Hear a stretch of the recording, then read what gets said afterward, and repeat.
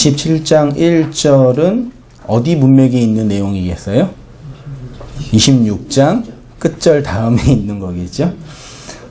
제목을 말씀의 칼로 날랜 뱀 리오야단 바다의 용을 죽이심이라는 제목으로요. 말씀 참고할게요. 27장 1절을 한마디로 한 문장 간단하게 정리하면 어떻게 정리할 수 있을까요? 여호와 하나님이 누구를요? 뱀을 뭐 한대요? 네, 죽이신대요. 그렇죠? 네. 그냥 그 여러 가지 이제 형용사와 이제 부사 어구가 있는데 간단하게 말하면 하나님이 뱀을 무엇으로요? 칼이라 돼 있죠? 네, 칼로 죽인다. 근데 그 뱀에 대한 설명이 날랜 뱀. 날랜이 뭐예요? 네, 날랜 뱀. 네. 날쌔다 뜻이죠. 네. 리오 야단은 좀 들어보셨나요? 우리 이사야에만 있는 내용인데, 그 다음에 뱀 등등이 이제 표현이 있습니다. 20장, 우리 지난주와 지지난주 살펴봤던 이사야 20장에는 이사야가 3년 동안 벗은 몸과 벗은 발로 애국과 국서에 대한 행동 내용을 이제 보여준 것이라고 했죠. 그리고 21장에는 바벨론의 멸망에 관한 묵시, 지난주에 살펴봤던 거요. 타작마당, 뭐들이 있죠? 내가 질바쁜 너여, 내가 타작한 너여, 그러면서 이제 하나님의 그 심판으로 표현된 그 아들됨의 현실에 대해서 말씀 나누었죠. 그래서 타작마당에서 알곡과 가라지를 선별하시는 하나님의 사역이 21장에 기록되어 있었는데, 여호와 하나님이 타작한 그 너는 하나님의 아들로 불리는 교회를 상징하는 거라고 표현했습니다. 요 타작마당이 나중에 뭐가 돼요? 예, 성전, 터가 돼요. 지난주 했던 부분이 성전에 성전은 결국 교회를 모용하는 거고, 그 성전은 선별, 알곡과 가라지, 그 알곡과 벽시라 그래야 되나요? 아무튼 그게 이제 구별되는, 선별되는 장소로 표현됐고, 그 성전 안에 양식으로 구별되는 하나님의 구속사와 그 구속사 속에 펼쳐지는 우리 성도의, 우리 개인의 역사가 설명되어 있다라고 표현했습니다. 그리고 이제 21장 지난주 했고 22장부터 이제 쭉 비슷한 어조로 쭉 나와 있어요. 한번 기회 되시면 한번 참고하셔서 이사야 본문 보세요. 22장부터 4장까지는 환상 골짜기에 관한, 환상 골짜기는 이렇게 산과 산이 있는 곳이죠. 하나님의 환상을 보는 골짜기는 원래 환상이 보여지는 그곳은 원래 성전이죠. 근데 그 성전이 골짜기에 갇혀 있다는 얘기는 예루살렘 성전이 이렇게 보이지 않는 곳이 됐다. 그거를 이제 그 비판 어조로 하는 표현이 환상 골짜기예요. 예루살렘 성전에 대한 예언이에요. 여호와께서 땅을 공허하게 하시고 황폐하게 하시면 지면을 뒤집어 엎으시고 그들을 흩으실 것이다 라는 그 말씀이 있고요. 25장에는 이렇게 하나님의 사역을 이제 찬송하는 성도의 찬양이 쭉 기록되어 있어요. 26장에는 하나님께서 새롭게 하시는 성읍에 대한 찬송이 있고, 그 내용에 구원받은 유다가 궁극적으로 이제 새하늘과 새 땅으로 회복될 거다라는 선지자적인 묵시의 비전이 내포되어 있습니다. 26장에 있는 부분을 제가 좀 편집을 했습니다. 한번 같이 좀 잘라서 했지만 같이 한번 보도록 할게요. 같이 읽어보겠습니다. 시작. 그날에 유다 땅에서 이 노래를 부르리라. 견고한 성읍이 있으며 여호와께서 구원을 성벽과 외벽으로 삼으시리로다. 의인의 길은 정직하며 정직하신 주께서 의인의 첩경을 평탄하게 하시도다. 여호와께서 심판하시는 길에서 우리가 주를 기다렸사오며 주 이름을 위하여 또 주를 기억하려고 우리 영혼이 사모하나이다. 악인은 은총을 입을지라도 의를 배우지 아니하며 정직한 자의 땅에서 불의를 행하고 여호와의 위엄을 돌아보지 아니하는도다. 여호와여 주의 손이 높이 들릴지라도 그들이 보지 아니하오나 백성을 위하시는 주의 열성을 보면 부끄러워할 것이라. 불이 주의 대적을 사르리이다. 이렇게 이제 쭉 되어 있는 이런 어조로 되어 있습니다. 그 26장은 크게 세 단락으로 구분될 수가 있는데 1에서 6절까지 하나님이 견고히 세우시는 성읍에 대한 찬송이 기록되어 있다 그러고요. 18절까지는 그 심판 속에서 하나님의 행하심을 본 의인들의 그 찬송, 약간 시적인 어구로 되어 있어요. 그리고 21절이 이제 마지막 절로 이렇게 되어 있죠. 그래서 19절부터 제가 보면은 주의 죽은 자들은 살아나고, 누가요? 죽은 자들이 살아나는 걸 한마디로 부활이라 그래요. 그들의 시체들이 일어나리니, 부활적 어구입니다. 티끌에 누운 자들아 너희는 깨어 노래하라. 주의 이슬은 빛난 이슬이니 땅이 죽은 자들을 내놓으리로다. 내 백성아 갈지어다. 내 밀실에 들어가서 내 문을 닫고 분노가 지나기까지 잠깐 숨을 지어다. 보라, 여호와께서 그의 처소에서 나오사 땅의 거민의 제약을 벌하실 것이라. 땅이 그 위에 잦았던 피를 드러내고 그 살해당한 자를 다시 덮지 아니하리로다. 이게 해서 26장이 끝나고 20장 1절에 우리가 아까 읽었던 본문, 그날의 여호와께서 그의 견고하고 크고 강한 칼로 날렘뱀 리오야단, 꼬불꼬불한 뱀 리오야단을 벌하시며 바다에 있는 용을 죽이시리라. 그러니까 제가 26장 끝과 27장 1절 연결한 이유가 뭐겠어요? 굳이 제가 편집해서 연결한 이유가 뭐겠어요? 26장은 21절에서 끝나는 게 아니라 27장 1절과 연결되어 있다. 그러니까 우리가 보고 있는 지금 27장 1절에 있는 이 본문은 뭐에 대한 설명이겠어요? 25장, 26장에 대한 최종적 설명이에요. 그거를 이제 뱀이라는 상징적, 용이라는 이제 상징적 그 단어로 표현하고 있는 거죠. 그러니까 27장 1절의 뱀과 리워야단, 용을 죽이신다라는 것은 여호와께서 자기 백성에게 승리를 주시는 하나님의 구속사의 최종적 목적이겠죠. 그래서 나중에 계시록에 가면 누가 죽어요? 용이 이제 죽는다고 표현한 용이 이제 갇히게 되는 모양으로 나타나고 있죠. 나중에 볼게요. 따라서 26장은 21절에 끝나는 것이 아니라 27장 1절에서 끝나야지 문맥상 맞겠다라고 말씀드리는 겁니다. 여호와께서 당신의 백성에게 승리를 주시는 내용의 결론으로 뱀을 뭐 하는 거예요? 죽이는 거예요. 뭘로요? 칼로. 간단하죠? 그러면 여호와 하나님이 뱀을 칼로 죽인다라는 거에는 무슨 의미가 함의되어 있냐? 그 안에는 어떤 구원론적인 구속사적인 내 안에 적용될 내용이 있냐? 한번 살펴보도록 할게요. 그러기 위해서는 27장 1절에서 이사야가 지금 설명하고 있는 짐승은 크게 두 가지죠. 첫째가 뱀이고 둘째가 용이죠. 근데 이거를 세 단락으로 설명했어요. 첫째는 날렘뱀 리워야단, 두 번째는 꼬불꼬불한 뱀 리워야단, 그리고 마지막에 바다의 용. 날렘뱀 리워야단, 꼬불꼬불한 뱀 리워야단, 바다의 용을 여호와 하나님이 벌하시고 죽인다. 견고하고 크고 강한 뭘로요? 칼로. 성경에서 칼은 뭘 메타포하고 있겠어요? 칼은 말씀이죠. 그러니까 말씀으로 누구를 죽여요? 뱀을 혹은 용을 죽인대요.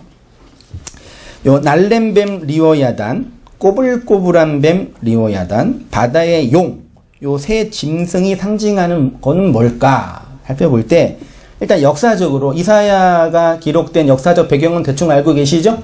아수르가 이제 신흥 강대국으로 일어나고 북이스라엘이 멸망당하고 애굽이 약화되고 또 아수르 옆에 또 누가 있어요? 바벨론이 일어나는. 그러니까 마치 우리나라처럼 이스라엘 중심으로 위쪽이랑 아래쪽이랑 서쪽에 초강대국이 있는 그런 환경이었죠. 그래서 많은 주석가들은 요 세 짐승을 이렇게 표현해요. 역사적으로요. 날렘뱀 리오야다는 물살이 급히 빠른 티그리스 강에 위치한 누구요? 네, 아수르를 가리키는 거고, 꼬불꼬불한 뱀 리오야다는 구부러진 곳이 많은 유브라데스 강에 있는 바벨론을 설명하는 거고, 바다에 있는 용은 나일강에 위치한 애굽을 설명하는 거다라고 표현해요. 예, 맞습니다. 이사야가 그 당시 국제 정세 상황에서 요 나라들을 이런 짐승과 용으로 상징하는 거예요. 근데 이제 역사적으로는 그렇고, 그럼 우리 내용적으로, 예, 우리 입장에서 지금 성경을 독자로 읽고 있는 우리 입장에서는 얘네들은 결국 뭐냐라고 이제 좀 봐야 되겠죠. 전자는 그렇게 뿐만 아니라 이러한 짐승은 모든 역사 속에서 하나님과 하나님의 나라를 대적하는 거대한 세력, 다시 말해 하나님의 원수들을 상징하는 거죠. 성경에서 하나님을 대적하는 대표적인 세력의 대표 명사는 누구예요? 하나님을 대적하는 나쁜 놈, 예, 사단이죠. 맞죠? 그러니까 성경에서 하나님을 대적하고 혹은 하나님의 편인 하나님의 교회를 대적하는 어떤 거대한 세력을 사단이라고 하죠. 이거는 맞아요. 그 사단이 이제 뭔지 설명해야 되는데, 그래서 하나님은 이러한 대적을 견고하고 크고 강한 칼로 벌하시고 죽이신다고 하고 있습니다. 이러한 뱀과 용에 대한 말씀이 성경 창세기부터 계시록까지 많이 설명되어 있어요. 그래서 이 용, 뱀, 사단, 마귀, 요 개념이 되게 중요한 개념이지만 많이 오해되고 있죠. 그래서 저도 이제 몇 년 전에 창세기 강론을 할 때 이제 그 뱀에 관한 이야기 잠깐 하면서 그 뱀의 실체에 대해서 그런 나름대로 표현하긴 했는데, 예, 그것에 설명을 했는데 되게 우리가 오해하고 있는 영역 중에 하나죠. 사단의 문제, 마귀의 문제, 귀신의 문제, 사탄의 문제. 그렇죠? 사단은 있죠. 마귀는 있지요. 귀신은 보기는 보셨어요? 보지도 않고 어디 있다고 그러시네. 우리 다 있다고 하니까 모든 세대와 이 환경 속에서 내가 못 봤어도 없다 그러면 좀 이상하죠. 그런 이제 그래서 이걸 정말 원색적으로 설명해 내는 게 우리의 편견과 전통이 박혀 있는 오해도 있고 또 해석학적인 어려움도 솔직히 있긴 있어요. 그렇지만 좀 그런 부분을 잠깐 더 깊이 못 봐더라도 계시록에 있는 부분을 한번 잘 살펴볼게요. 계시록 20장 1절 같이 한번 읽어보겠습니다. 시작.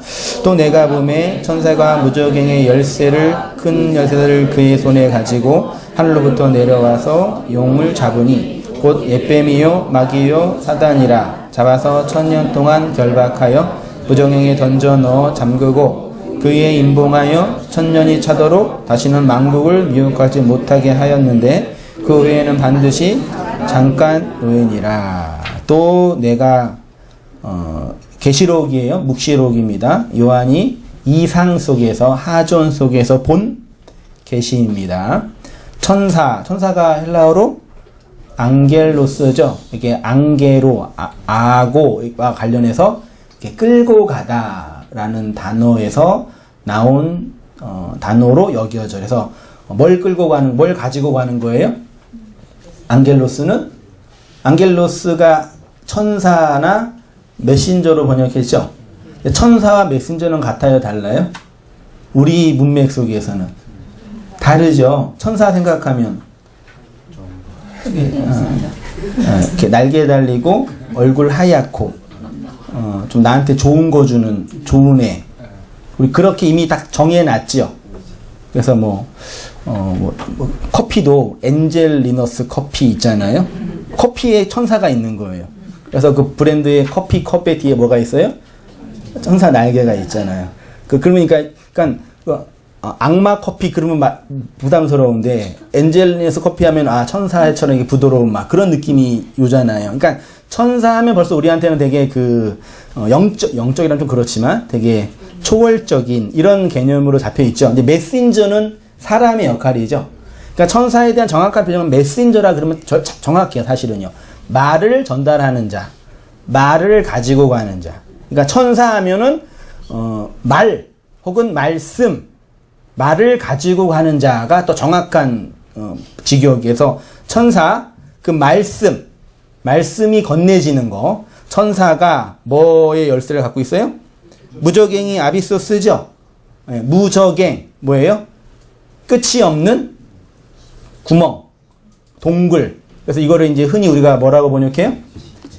지옥이라고 번역하죠. 그 구약에서는 그 뭐라 그러죠? 스올이라고도 번역되고, 그러니까 소위 말해 이제 묵시문학에서 지옥의 개념이죠. 그러면 천사가 무적 열쇠는 뭐 하는 거예요? 여는 거고 쇠사슬은 묶는 거예요. 그래서 예수님 뭐 그 복음서에도 귀신들이 뭐에 묶여 있어요? 쇠사슬을 들고 다니잖아요. 예, 같은 단어예요. 쇠사슬을 가지고, 그러니까 무적갱의 입구의 열쇠와 닿는 쇠사슬을 가지고 뭐가요? 천사가 말씀들이 하늘로부터 내려왔대요. 천사가 2절. 그다음 뭐 했대요? 용이 뭐냐면 드라콘이거든요. 요게 아까 우리 이사야 본문에서 바다의 짐승이 있죠. 그게 탄닌이에요. 탄닌은 바다의 거대한 짐승에서 한글 성경에는 악어로도 번역이 됐어요. 그러니까 큰 짐승. 마치 신화 속에 있는 큰 짐승 같은 어떤 거대한 짐승. 요거를 이제 드라콘이라고 하고, 그걸 이제 우리는 이제 그 드래곤이라고 번역을 해버렸고, 이미. 구약에서는 탄닌이라고 번역을 해요. 거대한 짐승. 요 용을 잡으니, 요 용은 뭐래요? 설명해 주지요. 용은 뱀이요. 뱀, 나하시, 뱀. 요 뱀은 또 뭐예요? 마귀는 또 뭐예요? 사탄. 뱀은 나하시고 히브리어로. 마귀는 디아볼로죠. 중상하는 자. 사탄은 사타나스죠. 대적하는 자. 그러면 최소한 요한에 의해서 확인된 바로는 용이 뱀이고, 뱀이 마귀고, 마귀가 사탄이에요. 같은 걸로 보는 거예요. 하나를 설명하는 거예요. 근데 요 놈들을 뭐 했대요? 잡아서 1000년 동안 뭐 했대요? 여기 결박이라는 단어 있죠? 여기 결박이 데오라는 단어인데, 묶다. 함께 채우다. 그래서 어떻게 번역이 사용됐냐면, 사람이 먼저 강한 자를 결박하고 집에 들어간다. 그때 있잖아요. 그러니까 귀신을 묶는 개념, 어떤 강한 세력을 묶는 개념이 있고요. 또 한 가지는 그 성전에서 그 마당에서 곡식과 알곡을 나눌 때 단을 묶는 거 있죠. 그때 표현된 단어가 결박이라는 단어예요. 그러니까 이거는 소위 말해 그 귀신 사탄을 묶는 개념으로 표현된 거예요. 근데 이렇게 묶어서 몇 년 동안요? 1000년 동안, 이 1000년을 이제 그 교회의 교리 신학자들이 무천년, 전천년, 그 다음에 세대주의 전천년, 후천년으로 교리적 틀을 가지고 이 1000년을 접목했어요. 그래서 해석과 이해의 어려움들이 많이 있어요. 이 1000년을 천이라는 개념으로 잡으면 돼요. 그 천은 뭐예요? 완성됨,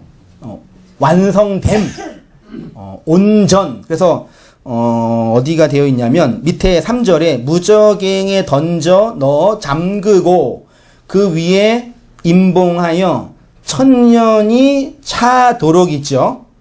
차도록. 천이 차다가 차에 해당된 단어가 텔레오예요. 텔레오는 완성하다.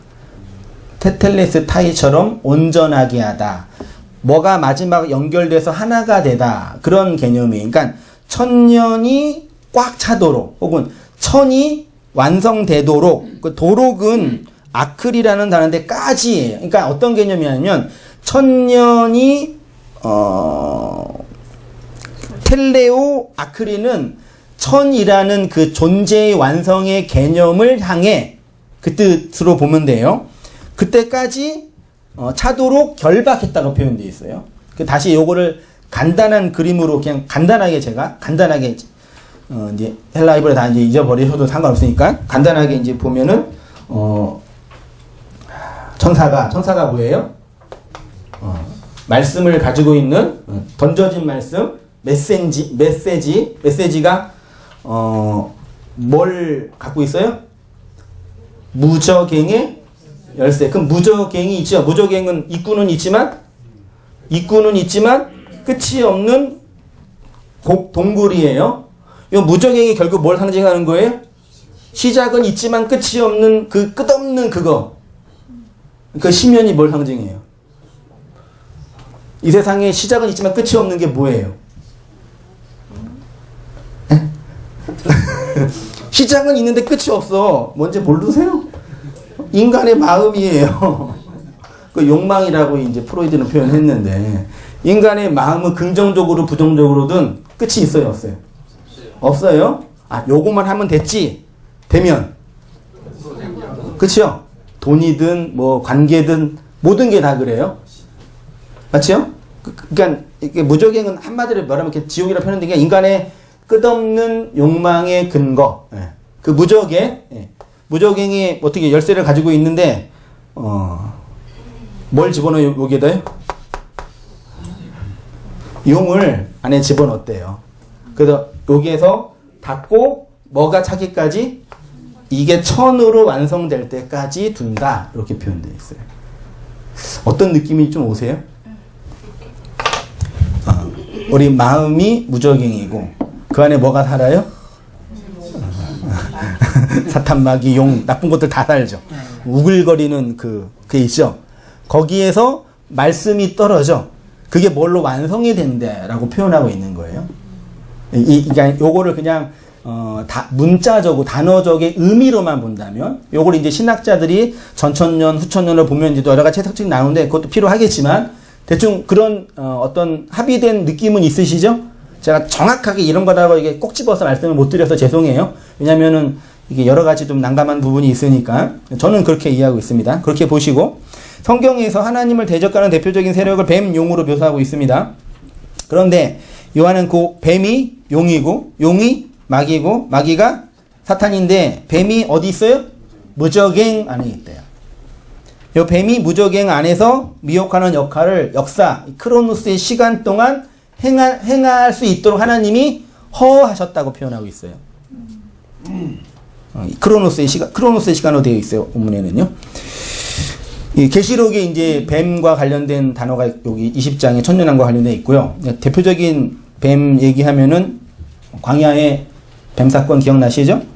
또 뱀과 관련된 중요한 사건 중에 하나가 광야의 불뱀과 놋뱀 사건입니다. 광야라는 공간이 또 뭘, 아까 그 무적행은 인간의 끝없는 욕망이라 그랬죠? 광야도 그거예요. 네, 그 현실을 얘기해요. 광야에서 이스라엘이 하나님께 불평하자 불뱀을 보냈죠. 그리고 그들을 물게 했죠. 그 살 수 있는 방법을 뭘로 주셨어요? 놋뱀을 만들고 장대로 높이 세워서 걔 놋뱀을 뭐하면 쳐다보면 살 수 있다 그러셨습니다. 성경에는 이렇게 하나님의 심판, 불뱀, 구원, 놋뱀을 뭘로 설명한다고요? 뱀으로 설명하고 있습니다. 그래서 예수님은 전도할 때 뭐처럼 지혜롭고요? 뱀의 지혜로 표현해요.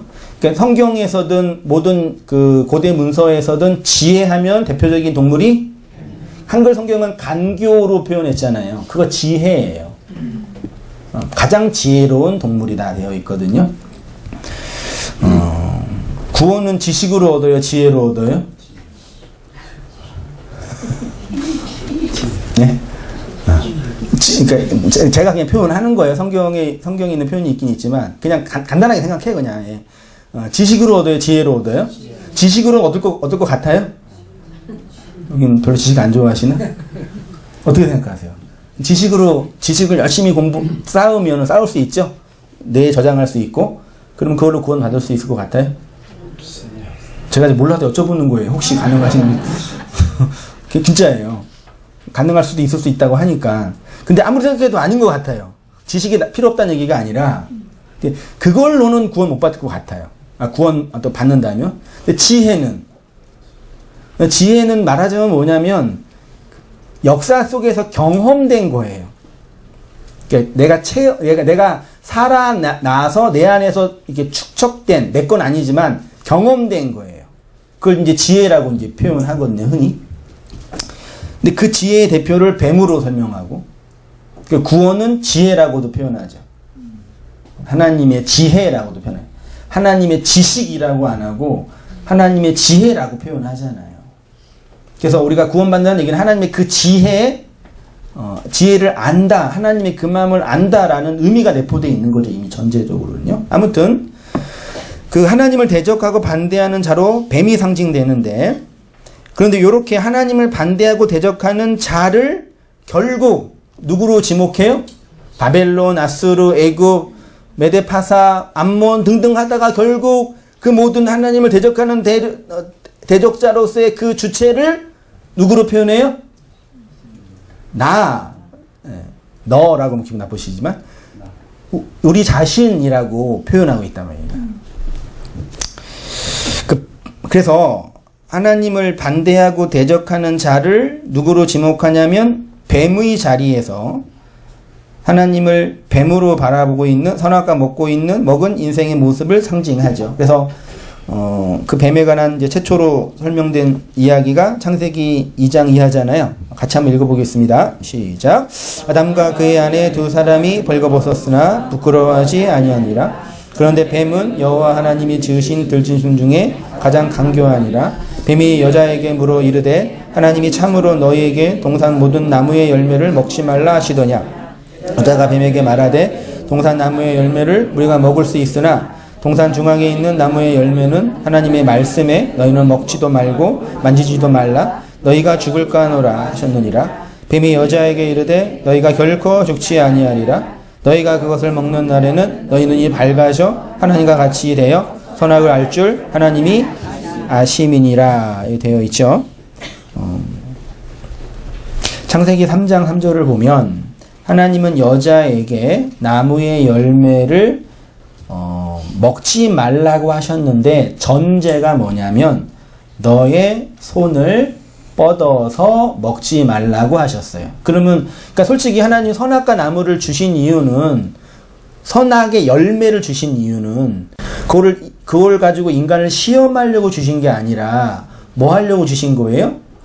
먹이려고 주신 거예요. 우리가 이미 알고 있는 것처럼 선악과는 생명나무고 생명나무는 선악과라는 걸 다 동의하고 계시죠? 최소한 이 바닥, 이 동네에서는요. 그렇죠. 이게 두 개가 나누어진 게 아니라는 걸 다 알죠? 그래서 선악과를 창세기에 주셨고 생명나무는 또 어디에서 준다고 표현되어 있어요?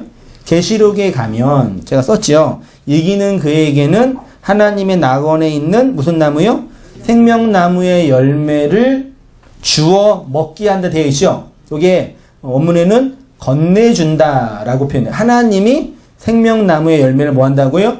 건네준다. 그러니까 선악과를 먹었다는 것 자체 안에 뭐가 내포되어 있냐면, 그러니까 선악과가 생명나무라니까요. 하나예요. 근데 왜 그게 선악과가 되냐면 아담과 하와가 자신의 손을 뻗어서 먹었기 때문에 선악과가 됐다라고도 말씀할 수 있는 거죠. 아무튼 그래서 먹기는 먹는데 자신의 손을 뻗어서 먹지 말라는 겁니다. 실제로 계시록에 가면 하나님의 백성에게 생명나무 열매가 주어집니다. 그게 구원으로 완성되는 거예요. 근데 성도가 자신의 손을 뻗어서 생명나무 열매를 먹는 것이 아니라 하나님이 성도의 그 열매를 먹여주시는 장면이 나오는 거예요. 선악과와 생명나무는 하나입니다. 그런데 하나님의 손을 뻗어 율법적 수고, 그 열매를 먹으면 선악과가 되고 하나님이 은혜로 주신 생명나무의 열매가 되는 겁니다. 은혜로 주시면. 그다음 5절에 보면 5절 보이시죠? 너희가 그것을 먹는 날에는 너희 눈이 밝아져 하나님과 같이 되어 선악을 알 줄 하나님이 아시니라 했죠. 5절을 보면 뱀을 통해서 중요한 정보 하나를 알 수 있는데, 그건 여자가 선악을 알게 하는 나무의 열매를 자신의 손을 뻗어서 먹으면 그들의 눈이 열려 뭐처럼 된다고요? 하나님처럼 되어 선악을 알게 된다고 됐습니다. 실제로 인류의 역사는 선악과의 열매를 자신의 손을 뻗어서 눈이 열려 뭐처럼 됐어요? 하나님처럼 됐죠. 인간이 하나님처럼 된 대표적인 것 중에 하나가 뭐겠어요? 영생불사 못하죠. 전지전능하지 못하죠. 근데 인간에게 끝없는 게 뭐라고요? 무적행. 그 욕망이라는 게 긍정적이든 부정적이든 그거는 끝이 없어요. 그러니까 시작은 있죠. 피조물이니까 끝이 없다고요. 하나님처럼 된 것 중에 하나예요. 그 하나님 자리에 올라가 있는 거예요. 그래서 종교에서 인간의 율법이 가미된 강력한 종교를 흔히 율법 종교라고 그러거든요. 율법 종교가 하나님께 도달하려고 만든 구원 체계가 금욕이에요. 욕망을 단절하면 신의 자리에 신이 될 수 있다라는 그 경험이 그게 있다라니까요. 요것만 내가 단절하면 하나님 자리에 올라갈 하나님이다라는 거예요. 그래서 모든 종교에는 다 금욕주의가 나와요. 이 금욕의 또 다른 반대가 또 이제 자유주의라고도 하는데 그 욕망이 신적인 어떤 힘이 있는 차원이죠. 그래서 세상에서 제일 무서운 게 귀신이에요, 인간이에요? 그 TV에 그 OCN인가 거기에 저는 연속극 거의 못 보지만 제목만 보니까 구해줘 뭐 그게 있다고 집사람이 그러는데 그게 이제 뭐 이단과 같은 그런 데 빠져서 이제 뭐 이런 그런 거 얘기하는 건데 결국 이제 거기에서 사람들이 스스로 거기에 빠지는 이유는 어떤 그 이단의 그 교주나 이런 사람 아래 홀려서 속아서 넘어가는 부분도 있지만 결국은 뭐 때문에 속아 넘어가는 거예요? 자기 안에는 그 욕심이나 그 욕망을 따라가는 거예요. 단지 그 교주나 이런 사람들 사기꾼들은 그거를 잘 미끼를 잘 던져서 그러니까 쥐새끼를 잡으려면 계속 이렇게 던져가지고 물속에 집어넣을 때 연결하면 되잖아요. 그러니까 그거는 이제 음식을 미끼를 잘 던져서 던진 사람의 지혜도 있지만 지가 먹고 싶은 욕망이 없으면 안 빠지잖아요. 근데 그게 인간 똑같다니까요. 그러니까 누가 누구를 속이는 거예요. 내가 나를 속이는 거예요. 진리 안에서 우리가 경험된 구원 중에 하나가 뭐예요? 내가 나를 속이고 있는 사단이고 악마고 짐승이고 용이구나를 알잖아요. 맞지 않나요? 그래서 이렇게 표현하면 그렇지만 하나님의 은혜 안에 주어진 경험 중에 하나가 최소한 잘못하거나 오해에 대해서 그럴 수 있지만 최소한 내 마음에 나 스스로 속지는 않게 된다라는 걸 보는 거죠. 아무튼 그 욕망의 문제, 신의 자리에 있는 것 중에 하나가 하나님과 같이 되어서 선악을 스스로 판단하는 선악의 주체가 되는 거죠. 여자가 요게 뭐냐면 보세요. 내가 하나님처럼 돼서 선악 판단의 주체가 됐다는 얘기는 내가 주인이 됐다는 얘기죠. 주체. 그러면 내 밖에 있는 내 대상, 내 밖에 있는 타자로서의 하나님은 나의 뭐가 되는 거예요? 그걸 철학적인 용어로 객체라고 하는 거예요. 그걸 타자란 나랑 구별된 너, 그게 누구예요? 하나님이라는 얘기죠. 그게 뭐냐면 여기서 여자가 주체가 되었다라는 것은 4페이지입니다. 하나님은 그에게 대상, 철학적인 용어지만 그 객체, 요거를 쉽게 말하면 하나님이 내 어디에 있는 거예요? 반대편에 있는 거예요. 하나님이 내 반대편에 있는 거. 서로 반대편에 마주보고 있는 걸 성경에서 뭐라고 표현한다고요? 그거를 대적한다라고 표현해요. 그러니까 대적하다라는 단어의 윤리적이고 미학적인 의미는 공격하고 싸운다는 의미가 내포되어 있는 것뿐만 아니라 존재적으로 반대편에 있는 거죠. 나 반대편에 너가 있는 거예요. 그게 대적하다는 거죠. 그러면 내 편에서 하나님은 나를 대적하는 거죠. 그럼 나한테 하나님은 뭐예요? 대적자가 되니까 그걸 사타나스라 그러잖아요. 그러면 하나님 편에 나는 뭐예요?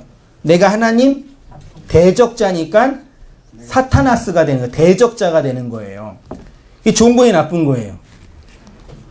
미학적으로 본다면 아름다운 거예요, 불쾌한 거예요?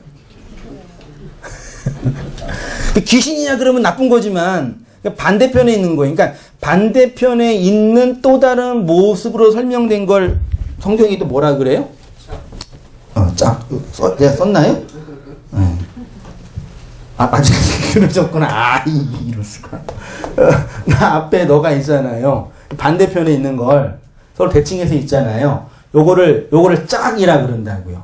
그 하나님이 우리 밖에서 우리 안으로 들어오는 걸 구원이라 그러죠. 내가 너의 짝으로 시작한다고 얘기하잖아요. 그 얘기예요. 아무튼 그 하나님 반대편에 서 있는 그 대상, 선악과를 먹어서 선악의 주체가 돼서 하나님 자리에 있는 거죠. 자, 뱀과 여자의 이야기는 이 역사에서 뱀으로 오신 예수 그리스도의 십자가를 생각하게 합니다. 뱀이 여자에게 와서 선악을 알게 하는 나무의 열매를 먹게 하였습니다. 뱀이 먹게 한 거지만 여자 안에 먹고 싶은 그 욕망이 이미 전제되어 있는 거예요.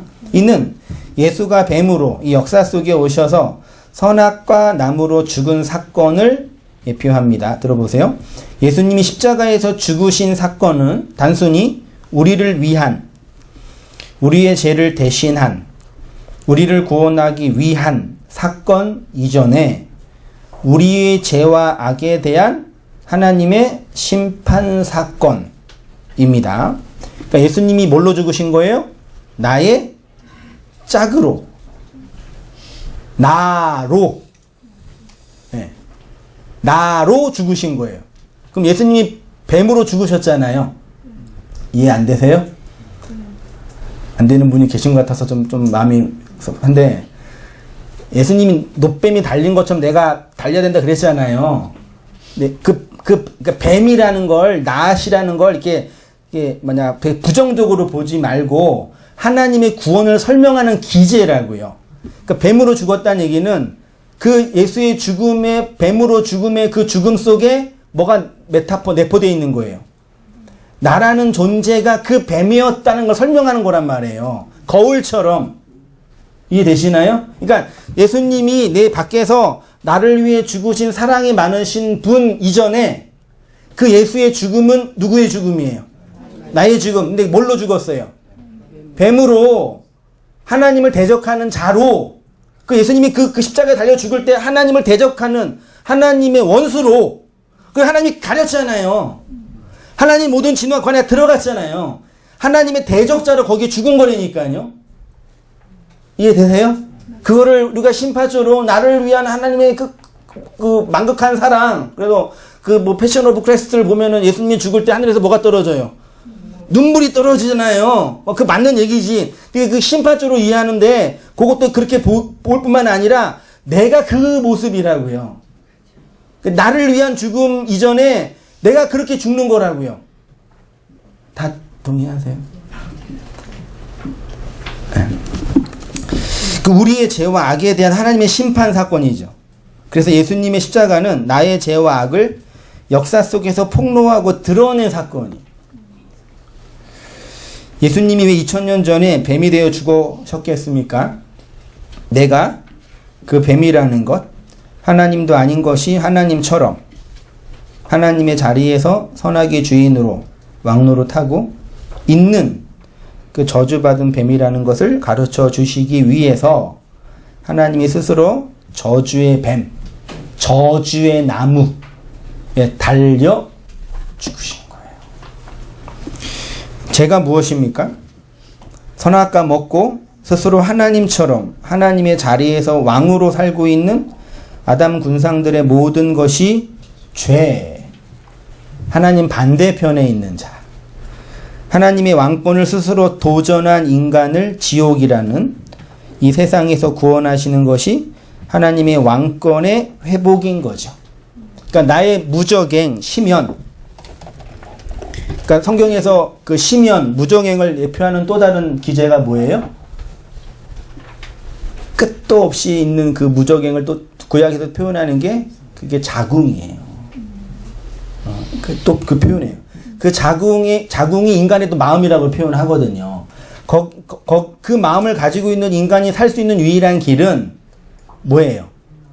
생명을 잉태하는 것뿐이 없단 말이에요. 그러니까 예수가 무적행인 욕망하는 내 안에 말씀의 씨로 들어와서 거기에서 생명을 잉태하는 걸 구원이라고 표현하잖아요. 그렇게 얘기하고 있단 말이에요.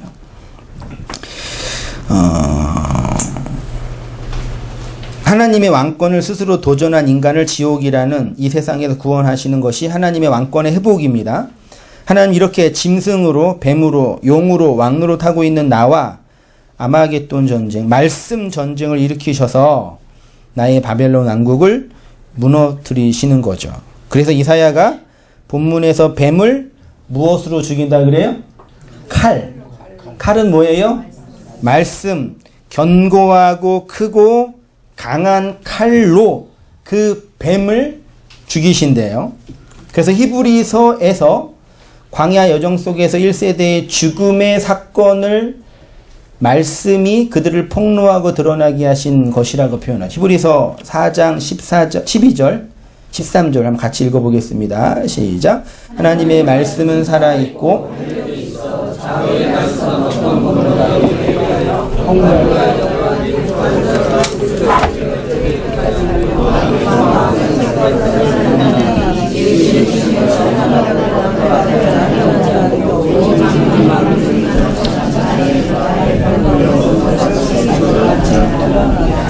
읽으셨는데 12절과 13절 연결이 되시나요? 12절은 다 알고 계시죠? 암송도 많이 하잖아요. 하나님의 말씀의 그 능력, 좌우의 날선 검보다 예리해서 혼, 영, 관절, 골수를 찔러 쪼개죠. 찌르셨죠? 우리 성도님들의 혼, 영, 관절, 골수를 그 삶을 찌르시죠? 아무도 안 계시면 안 되셔요. 당연한 걸 물으시냐 그러시는 거예요? 찌르시죠? 그 말씀의 기능 중에 하나가 쪼개고 찌른다, 죽인다 그런 거 우리 많이 정리했잖아요. 이건 다 알죠? 13절과 12절 연결돼요? 지으신 것이 하나도 그 앞에 나타나지 않음이 없고 오직 만물이 우리를 상관하는 자 앞에 눈앞에 벌거선 것 같이 드러나느니라.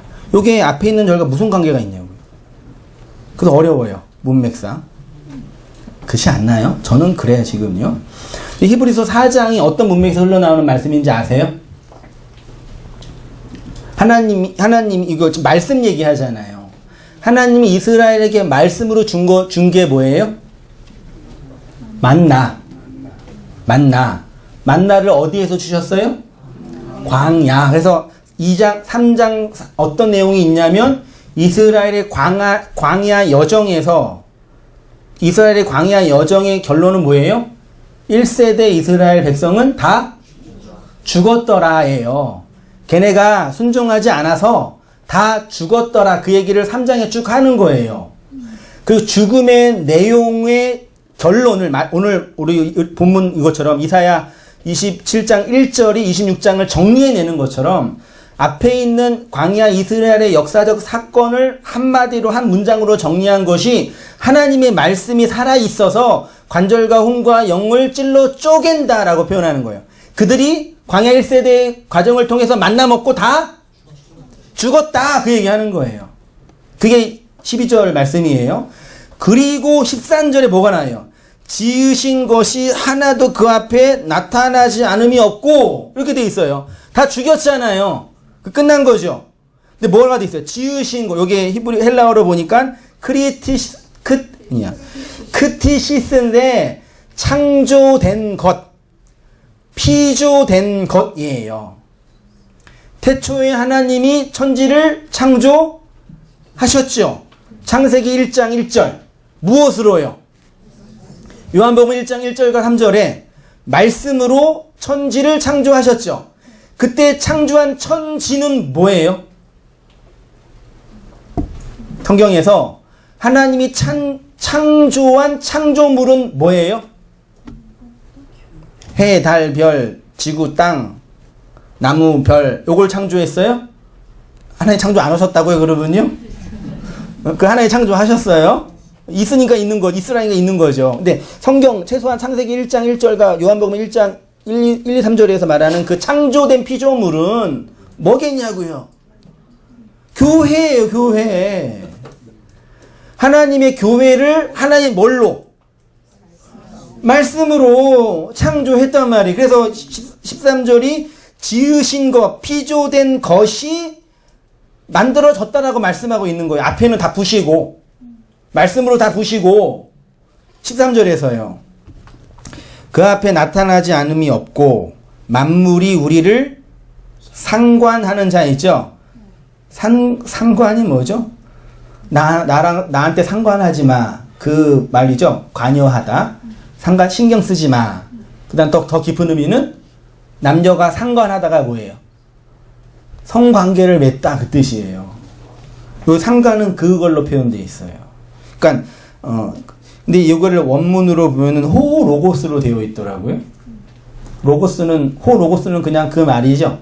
흔히 우리가 그 말씀들이라고 표현되는 언어. 근데 그거를 한글 성경이 상관하는 자라고 표현해요. 왜 이렇게 번역을 했는지는 그 번역의 역사와 과정을 공부해야 되지만 아마 그렇게 번역이 돼 있어요. 그러면 힌트는 뭐예요? 말씀이 우리와 뭐 한다고요? 상관하는 거지. 그 상관은 뭐예요? 성관계를 맺는 거예요. 성관계는 생명이 건네지는 과정이잖아요. 그치? 말씀을 우리를 창조하는 거니까요. 상관하는 자 앞에서 눈앞에 벌거벗은 것이 드러나냐면 읽어볼게요. 한글로 번역된 그래서 직역을 하면 보면 피조된 것은 피조물은 교회입니다. 그 앞에 드러나고 그 말씀이 우리를 그 눈으로 벌거벗은 자로 드러나게 하신다라고 표현되어 있어요. 직역하면요 좀 툭툭박스럽게 피조된 것, 재창조된 자들의 본질은 그 말씀이 주체가 되어 벌거벗은 자로 드러난다 라고 되어 있습니다. 한글로 상관하다는 성적인 관계를 맺다 의미입니다. 좌우의 날선 검으로서의 말씀이 우리의 심령과 골수를 찔러 쪼갠다라는 것은 그 말씀이 우리의 심령과 골수를 찔러서 쪼갠다라는 것은 그 로고스, 그 말씀이 우리를 발가 벗겨서 우리도 보지 못했던 죄와 악의 그 종자들을 드러낸다라는 의미인 거죠. 쉽게 말해 하나님의 지혜를 훔치는 뱀으로서의 나, 하나님을 대적하고 하나님의 반대편의 사단으로서의 나를 그 말씀으로 발가벗겨 로고스가 들어와서 우리 안에 생명으로 흔히 말하는 레마로 건네주시는 거죠. 그런데 그 말씀이 우리의 심연을 파헤치고 다 폭로하고 드러내는데 그게 우리를 1차적으로 뭐 하는 거예요? 파괴하고 파멸시키고 넘어뜨리는 거죠. 그 말씀의 최종적인 목표가 그거예요? 벗기시는 게 하나님의 목표예요? 너무 야한데? 왜 벗겨요? 입히시려고. 깨트리시는 게 하나님의 목표예요? 뭐예요? 다시 세우시려고요. 폭로하는 게 하나님의 목표예요? 품어주시려고요. 그쵸? 이것이 살아 역사하는 말씀의 기능이죠. 누가 여러분 찌르면 기분 좋으세요? 나쁘세요? 너는 그것도 못해? 네가 아는 건 다 틀렸어. 너는 잘못했어. 그러면 누가 그러면 좋으세요? 나쁘세요? 남편이 그러면? 아내가 그러면? 누가 나를 벗기거나 폭로하거나 드러내는 건 기분 불쾌하죠? 그렇죠? 근데 저도 그러는데 많은 성도님들과 지체분들이 고백하시는 것 중에 하나가 하나님의 말씀이 나의 그 무적행의 그 끝없는 지옥을 폭로하고 드러내는 건 그렇게 기분 나쁘지 않아요 라고 표현을 하시더라고요. 맞나요? 아니신 분들은 그러니까 내 안의 부끄러움, 내 안의 죄, 소위 말해 깨트리고 무너진 하나님 날 깨트리고 무너뜨리잖아요. 말씀이 나를 깨트리고 무너뜨리는 게 아프고 고통스러운 건 있지만 그게 불쾌하거나 기분 나쁘거나 막 그러진 않는다는 얘기예요. 왜 그래요? 뭐 때문에 그러죠? 막말로 하나님이 나를 발가벗긴 채로 세상에서 돌아다니게 하셔요? 발가벗기는 이유가 뭐예요?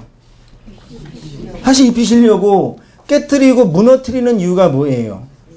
다시 세우려고. 근데 그 말씀이 나를 공격하고 들어올 때, 이제 나는 벌가 벗겨지지만 다시 입을 수 있어. 그렇게 직감하기도 하지만 못한단 말이에요. 그 말씀에 직면할 때는요. 근데 그 말씀 자체가 우리 안에 그렇게 세워가는 힘이 있다고요. 그래서 여러분, 고생을 많이 하는 분이 성숙한 게 아니에요. 성장하는 게 아니에요. 고생을 너무 많이 하면 어떻게 돼요? 파탄 나요.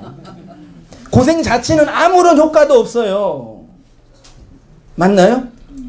좋은 거 아니에요. 그래서 그냥 고생 안 하고 편안하게 산 게 좋은 거예요. 근데 하나님의 말씀이 이렇게 부정적으로 우리한테 다가올 때 그게 나쁘지 않는 이유가 그 부정을 통해서 하나님의 그 무엇으로 덮이시고 이기신다는 그 말씀의 힘, 본성이 우리 안에 주어진단 말이에요. 맞지요?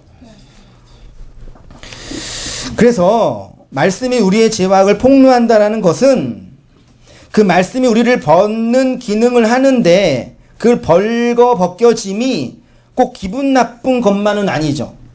13절에서 말하고 있는 이 말씀이 우리의 심연을 다 드러나게 상관한다는 것은 그 로고스가 밖에 있는 그 말씀, 예수, 뱀으로 죽은 그 예수, 짐승으로 죽은 그 예수가, 로고스의 그 말이 나의 죄와 악을 폭로하는 거울이지만 그 죽음이 내 안에 들어와서 레마로 들어와서 흐르는 생명이 되면 나를 입히고 세우는 생명이 된다는 얘기죠.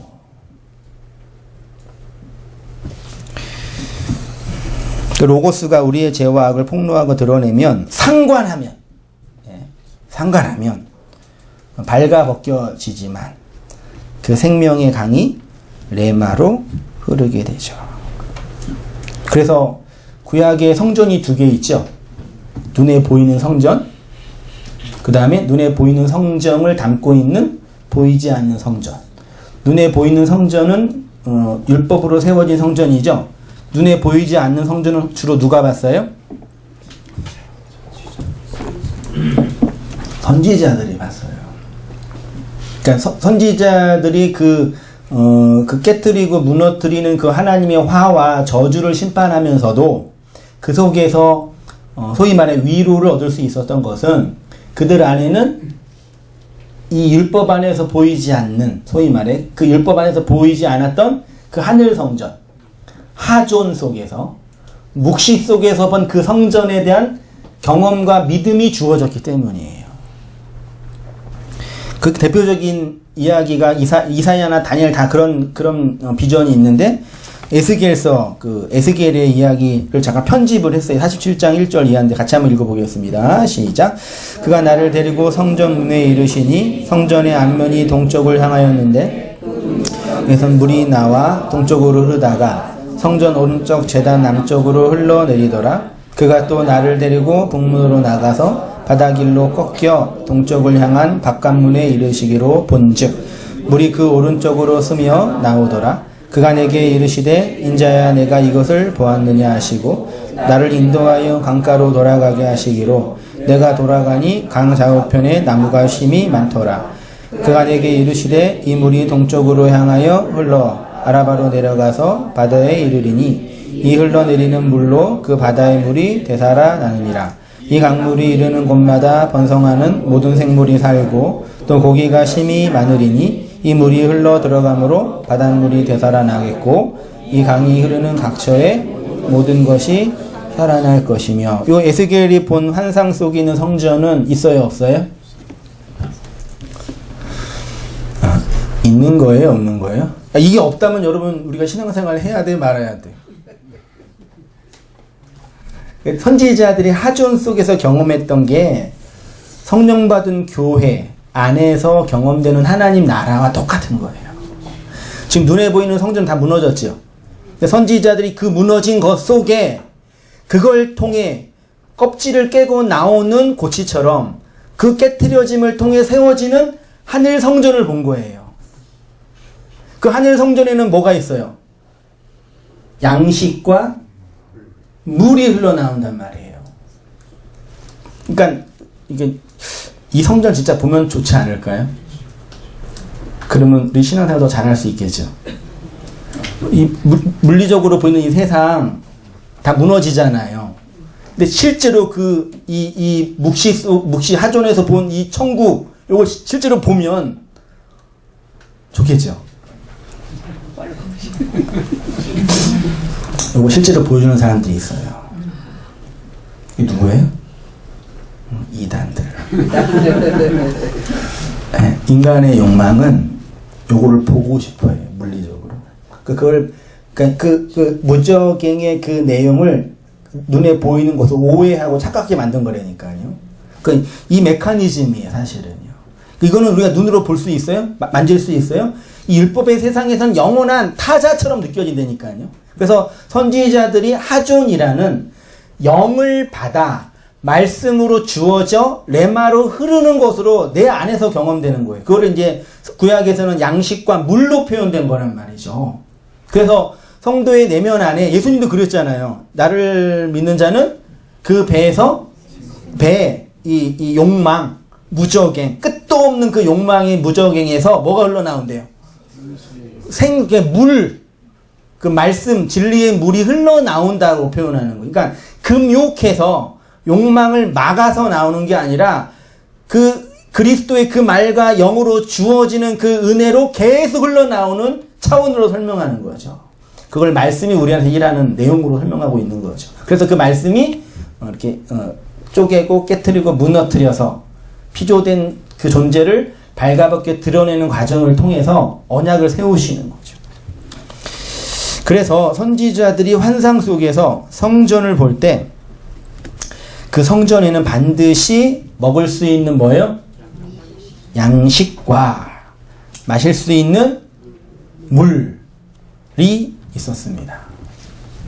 이는 그 로고스의 말씀을 받은 자인 교회 안에서 상관하여 그 로고스에 의해 발가벗겨져서 레마로 흐르는 하나님의 생명을 상징하고 모용하는 거죠. 그래서 우리가 언제 하나님이 우리 역사와 인생 속에서 그 생명과 양식으로 나를 가득 채우고 있다라는 걸 자각하고 경험해요? 언제? 물론 설거지할 때도, 일할 때도, 영업할 때도, 싸울 때도 다 늘 경험하시죠? 수준 높으신 성도님들이시라. 그렇지만 실제로 그 메타포 안에 들어가는 그 실제적 그 접촉점이 어디예요? 말씀, 영으로 주어지는 그 그리스도의 그 말로 하나님이 그 생명이 내 안에 흘러 넘치구나 라고 고백하는 거예요. 그래서 하나님 우리를 다루실 때, 우리를 그 진리로 이끌어 가실 때 가장 우리한테 선행되는 조건, 선행되게 하시는 일이 뭐예요? 말씀을 갈급해하게 하는 거죠. 이것도 이제 여러 가지 이제 목회적인 고민이 필요한데, 그 말씀이 지식의 말씀이에요, 지혜의 말씀이에요? 지식의 말씀도 필요해요. 근데 그 지식은 다 나중에 버릴 거예요. 그렇죠? 우리는 이 역사 속에, 세계 속에 살고 있죠. 그걸 코스모스라 그러죠. 이 코스모스는 뭘로 운영되고 있어요? 이 세상은 말의 세상에 살고 있다니까, 우리가요. 이 세상은 다 없어지죠. 그럼 뭐도 없어져요? 말도 없어진단 말이에요. 어차피 없어질 말이에요. 다 우리가 역사에서 상정해서 딱 정해놓은 거예요. 예수, 하나님, 이렇게 딱 잠깐 정리해 놓은 거지. 그게 실제 그 내용은 아니잖아요. 제가 그랬잖아요. 예수는 예수가 아니잖아요. 어느 어디 길 가는데 보는데 일수책이 있어요. 일수가 아니라 그 뭐죠? 그 쪽지에 뭐 돈 빌려주는 데 있잖아요. 대부업체. 예수님처럼 착해. 뭐 이런 식으로 해 있어요. 예수님의 일수? 그때 그 예수가 이 예수예요? 그 예수, 똑같은 예수인데 그 예수가 이 예수예요? 아니잖아요. 같은 예수 쓰지만 다른 예수잖아요. 그러니까 같은 세상에 사는 게 아니란 말이에요. 그 말은 이 세상에 잠깐 주어진 그 율법 체계에 불과해요. 그래서 그 말을 잘 배워서 지혜를 얻으면 그 말은 사라지는 거예요. 그래서 그거를 이제 우리가 묵시시간에서 쉬운 용어로 표현한 게 밖에 있는 레마의 로고스의 말씀이 우리 안에 흘러 들어와서 양식과 물로 흐르는 흐레마가 된다라고 표현을 하는 거죠. 그거는 그 말씀에 의해서 발가벗겨지고 폭로되고 깨트려지는 성도의 내적 경험 안에서 각자가 경험하는 해석되어지는, 용서하는, 폭로되는 것 속에서 나타나는 양식이고 고백인 거잖아요. 그치요? 이거 읽었네. 예. 예루살렘이라는 옛 성전의 실체가 폭로되면 그 율법의 성전은 바벨론에 의해서 멸망당하지만 하늘의 성전이 깨트려진 옛 성전에서 나와 생명의 양식과 생명의 물이 흘러나오게 되는 거죠. 우리 안에서 경험되어지는 말씀의 효과입니다. 그 로고스의 말씀이 우리와 상관하여 그 레마로 흘러가는 교회의 역사가 바로 이러한 것입니다. 그래서 이사야는 그날, 그 하욤이거든요. 욤, 그 말씀이 떨어지는 그 날, 하나님의 진리가 떨어지는 그 날에 뱀, 용, 짐승으로 하나님 반대편에 서 있는, 욕망하는 그 무저갱에 있는 나가 그 말씀의 칼로 죽여서, 죽임을 당해서 그 심판과 구원의 날을 이사야가 선포하는 거죠. 이 위대한 하나님의 구속의 사역이 우리의 인생 속에서 그 말씀을 밖에서 받아 안으로 주어질 때 경험하고 고백하는 내용이잖아요. 그 마음을 알아서 살아가는 것을 집사님이 말씀하신 하나님의 향한 마음으로 프로슈코마이 한다고도 표현하고, 또 아이테오 하여 구한다고도 표현하고, 갈급한 마음으로 찾는 자라고 표현하는 거죠. 그렇게 하나님을 찾는 자들 안에서 교회 안에서의 연합과 은혜의 나눔이 흘러가는 것이니 그 은혜 안에서 잘 살아가시는, 감사하고 찬송하시는 우리 성도님 삶 되시기를 축원드립니다. 네, 기도하겠습니다.